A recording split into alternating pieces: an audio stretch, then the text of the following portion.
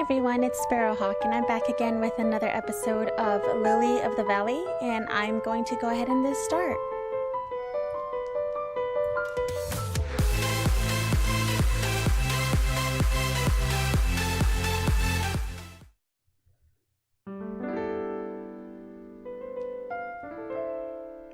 Routine. Can you pass the blueberry jam, please? Asks Hazel.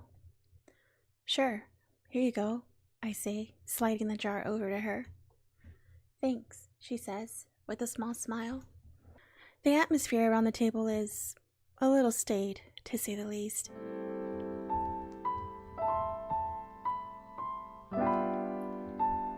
With the absence of Mom, made conspicuous by a single empty chair, you think it would be unnatural, incomplete, as though something's missing, like doing a jigsaw puzzle and discovering the very last piece is gone.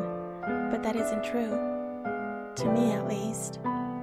Our family has always been divided. I was 16 when Hazel was born. For 16 years, I sat at this table. My mother, my father, and me. Only 3 people. The arrival of Hazel made 4, but she was too little to sit in that extra chair. My mother had to breastfeed her, cradling Hazel in her arms. After about 5 months, Hazel graduated to a high chair. It wasn't the one I'd used when I was little. That had been given to our next-door neighbor, Mrs. Whitman. It was a new chair in suitably girlish plush pink. And so the 4th seat remained empty. By the time Hazel was old enough to sit in her own wooden chair, unaided, I had already left home. One chair has always been empty around our table. This time, the only difference is, rather than it being Hazel's or mine, it's our mother's.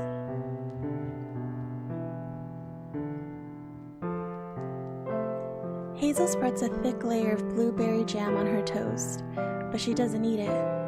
She stares at her plate, her eyes unfocused. I'm not hungry either, though perhaps not for the same reason Hazel is. Not that I know what Hazel's thinking. Cassandra's list of negative traits was so much shorter than mine. Maybe I'm selfish.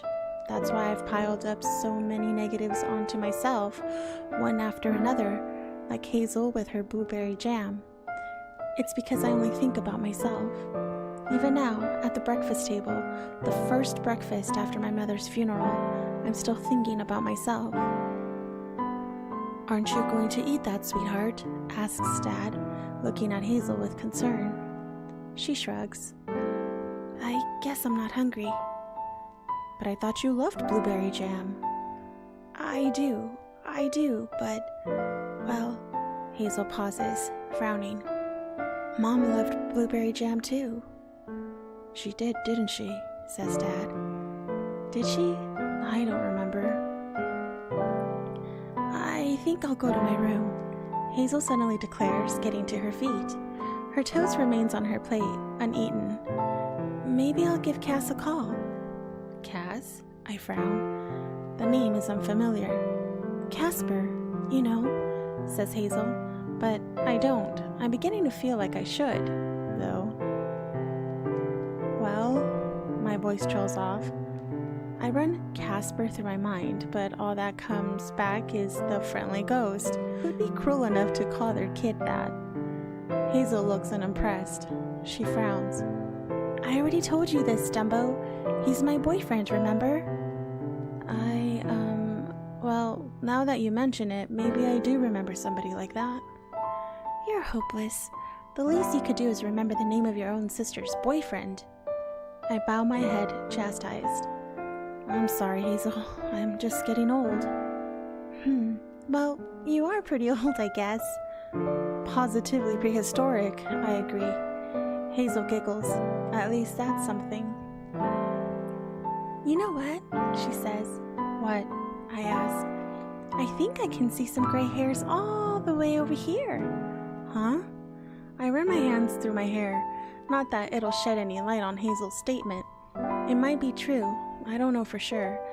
I don't look in mirrors very often, but I am 34 now. What happened? Where did all the time go?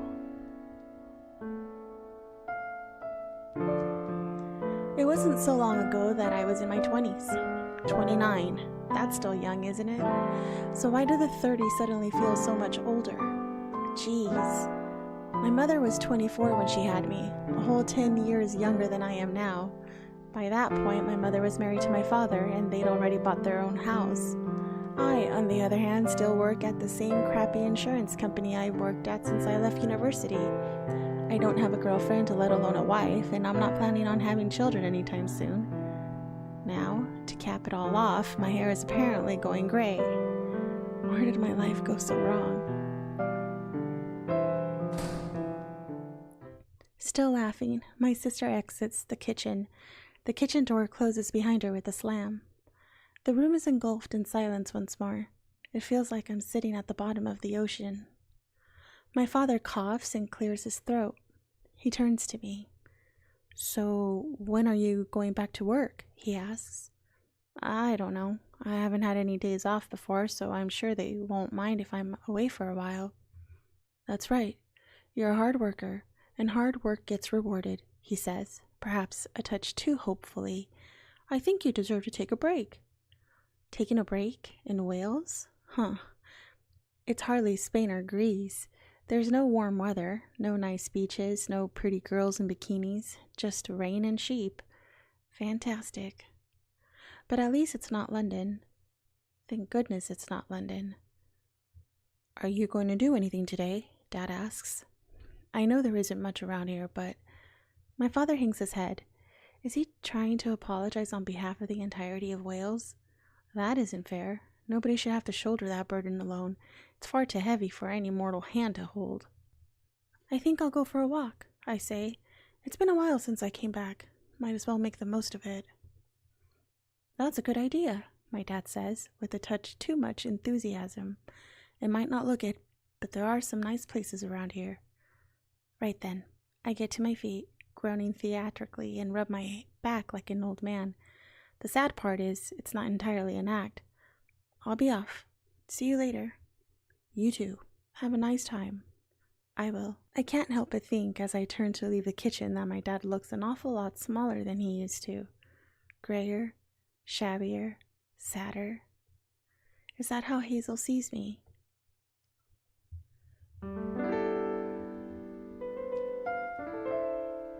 Memory.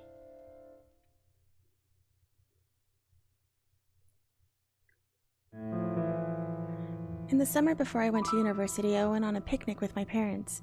It was supposed to be a fun family get-together before I moved away from home. My mother had been looking forward to it. It was only a picnic, but she planned it out meticulously. She made sandwiches with various fillings, little pork pies and potato salad. She prepared some asparagus and pea mush for Hazel, who would have been about 2 years old at the time. Her food always looked and smelt disgusting, but she seemed happy enough with it. Our parents loaded up the car with a picnic hamper, picnic blanket, and some games that could be played outside. A frisbee, maybe some quoits? Quoits? Oh, I hope I'm saying that right. The idea that anybody ever played with quoits sounds ridiculous now.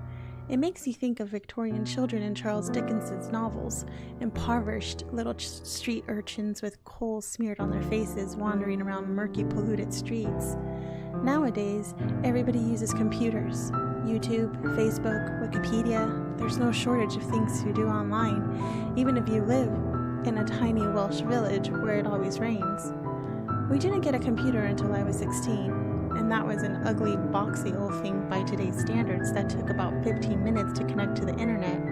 I hardly ever touched it. When I had to do homework, I referred to books. When I wanted to play games, I played with quoits, and a frisbee. I can't believe I ever played with quoits. This must be why Hazel calls me an old man. I know she's never played with quoits. She probably doesn't even know what a quoit is. I don't know what a quoit is.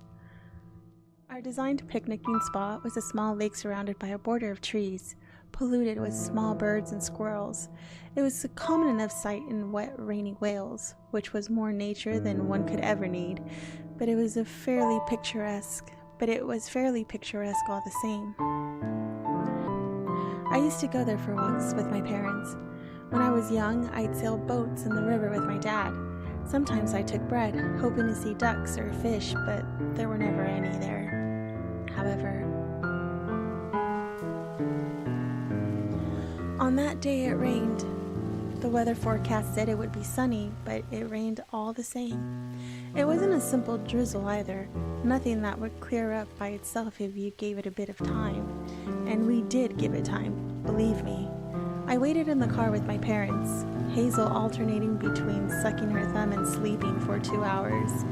The rain didn't let up. We had to eat our sandwiches and little pork pies and potato salad in the car. We didn't even get to play with the quoits. The whole time, the rain drummed incessantly against the windows of the car like manicured fingernails tapping impatiently on a wooden desk. My last summer at home, my last meal out with my family, spent in the car, in the rain. I remember, though she tried to keep a brave face on, laugh, tell jokes, during the hour-long journey back home, my mother started to cry.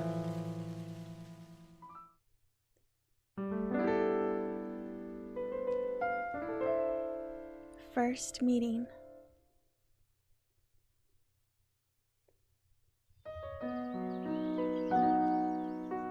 There's somebody standing on a small outcrop of rock that overlooks the valley. Clusters of dark green trees and a wide expanse of grass framed by the gentle curve of a road can be seen in the distance. I start, surprised. I've never seen anybody else here before.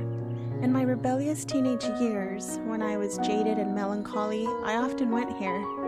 I say rebellious, but as I lived in a small Welsh village, there wasn't a whole lot I could actually do rebellion-wise.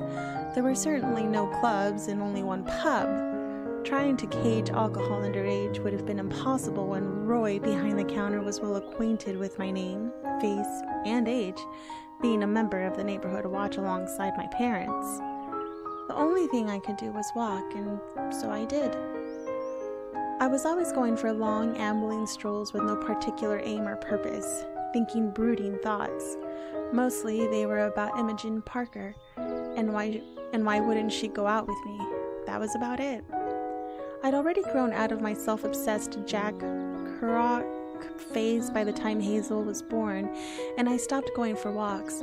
I keep my brooding solely inside my head now.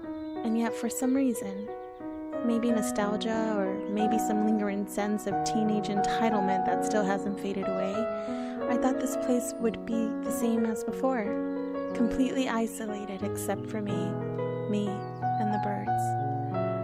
I click my tongue against the roof of my mouth and shake my head. I must sound like a territorial dog pissing around lampposts and dustbins. It's almost been 20 years. Why can't this girl come here? The girl looks a little like Imogen Parker, actually. She has the same pale blonde hair, the same slender limbs.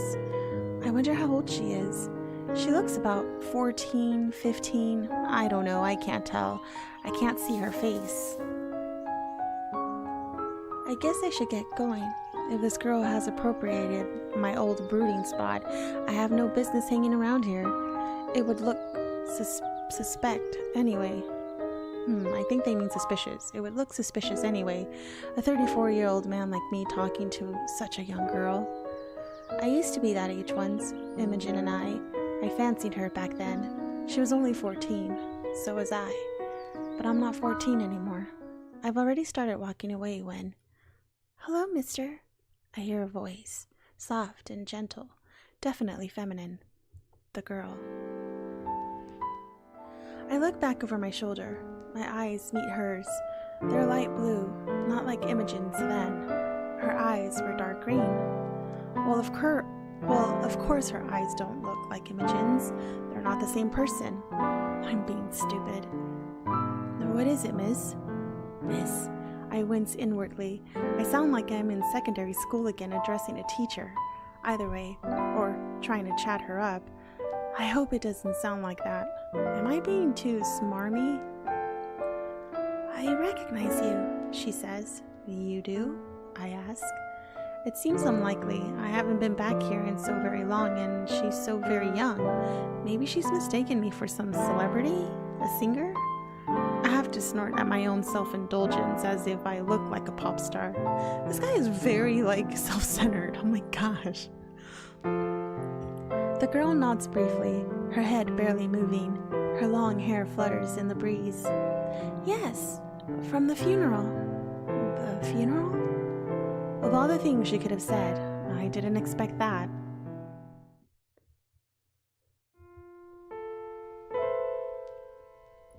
You knew my mother? You mean Mrs. Crother? She asks, blinking. That would be my mother's maiden name.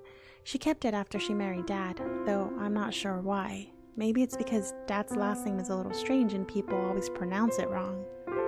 Evelyn Crowther. Most people called her Eve. Yeah, that was my mom, I say. Oh. There's a small silence.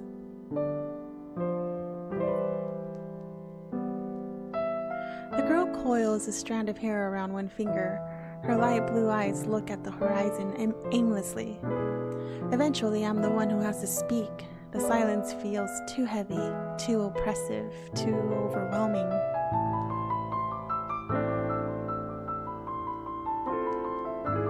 I didn't know you went to the funeral. I didn't see you, I say. No, well, I'm not a family member. I sat at the back. I thought it might have been rude to turn up at all, but I don't suppose Mrs. Crother would have minded. No, I don't suppose she would have. She was beyond minding at that point, I think. Yes, I'd say that's a reasonable assessment. She was my English teacher, you know, she suddenly says. Ah, I say, nodding my head. I understand. It all makes sense now. I should have figured it out sooner when the girl started referring to my mother as Mrs. Crother. That's an oddly stilted, overly formal way for a young girl to refer to anyone unless that person is in a position of authority. I wonder if my mother's other students attended the funeral. I bet she was a popular teacher. She's always been so smiley. She doesn't get mad or upset very easily. At least, she didn't. Did you like her? I asked. I liked her a lot. She was very kind. She was. The girl looks at me, her expression admonishing. You should know she was your mother. I laugh awkwardly, trying to avoid her gaze. I guess I just wanted to know what her students thought of her. I was interested in a fresh perspective. And you think that matters now? If you really wanted to know about your mother, shouldn't you have tried to find out before she died? She has a point, and her words are certainly pointed. I feel like I've been pricked by thorns. This girl, with her serious frown and cold, hard eyes, this girl who looks so much like Imogen Parker, it's uncanny, though she can't be Imogen. Who is she? Is it normal for a girl this young to talk so impudently to a man far older than she is? Doesn't she feel any shame? Didn't her parents raise her better? Maybe her bold attitude is a result of the internet. A whole generation of kids born into a land of silver screens and computer monitors, iPods and iPads and I don't know what else. I've never been very good with technology. I guess that's true. I was just curious, I say. Well, I liked Mrs. Crother. She wasn't like the other teachers, she says, frowning. She seems to do that a lot. I haven't seen her smile once. Maybe she doesn't have much to smile about. I don't really blame her. She does live in Wales. She said we could call her Eve. It was pretty cool.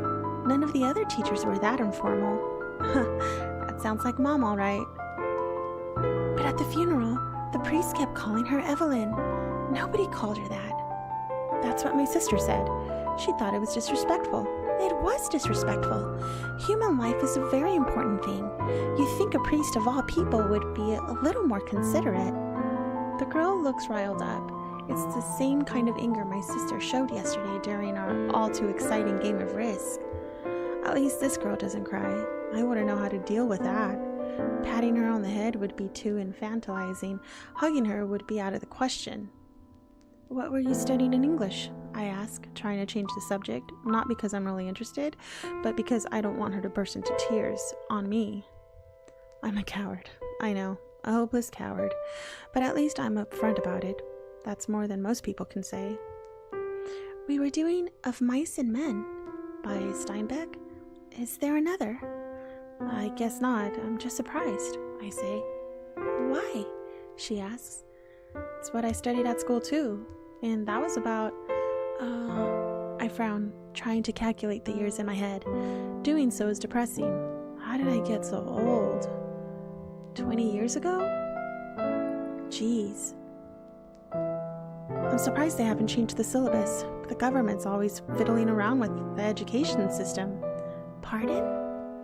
The girl tilts her head to one side. She looks confused. I guess she doesn't keep up to date with the news. I don't really blame her. It's mostly dull, dreary, and downright depressing. Still, she's a member of the so-called computer generation, isn't she? What are kids doing with the internet?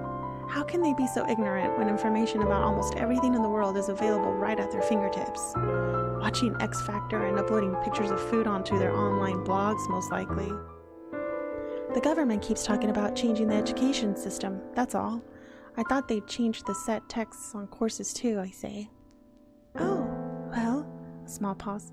No matter how much time passes, good literature will remain good literature. Even if they change how schools are run, they can't change the content of the stories we study. That was a carefully measured response, and I thought my mother only taught students in the lower sets. I guess you're right. I liked that story when I was young. Me too. It was even more fun with Eve. Why? What did she do? She did funny voices when she read the story to us. It really brought it to life. She did that with me when I was a kid too. She always read books to me. That must have been nice. What? Being read books? I would like that. Nobody read books to me. Not your mother or your father? No, they're not around very much. Neglectful parents, is it? Maybe that's why this girl's sitting in my old moping spot all by herself. I'm curious, but I worry it would be rude to ask. It's none of my business. You're a lucky person, you know, she suddenly says. Her light blue eyes are almost eerily wide. Excuse me? Madam, do you have a map? It's just, I got lost in your eyes. Oh my gosh, that's a cheesy line. It's the kind of thing no self-respecting adult should ever say, especially not to a teenage girl. Okay, dude, you keep reiterating that, and, yeah. Why did I think that anyway? Forget it. I'm pretty good at forgetting things. Cassandra said the official name for that is repression. She said it wasn't healthy. I beg to differ. Lucky? I ask her. I think so, she replies. You have many things to be thankful for. Like what? Your family. You should cherish your family. My mother died last week. She choked on a muffin. There are worse ways to go. She says it so casually it makes me blink. How would you know? I just do. I've seen a lot of things. She has such wide eyes. I wouldn't disbelieve it. Despite her grandiose claims, however, the fact remains that she's only a child. What's your name? The girl stares at me unblinkingly. The moment seems to last forever. How did my innocent query provoke such a long string of ellipses? It's not like I asked her the circumference of the moon or the distance to the sun. What a strange girl. Lily, she finally says. Excuse me? My name is Lily. Alright, well, I'm gonna go ahead and end this episode here for today. I hope you guys enjoyed it. Thanks so much for tuning in. Until next time, take care, and I'll catch you on the next video. Bye!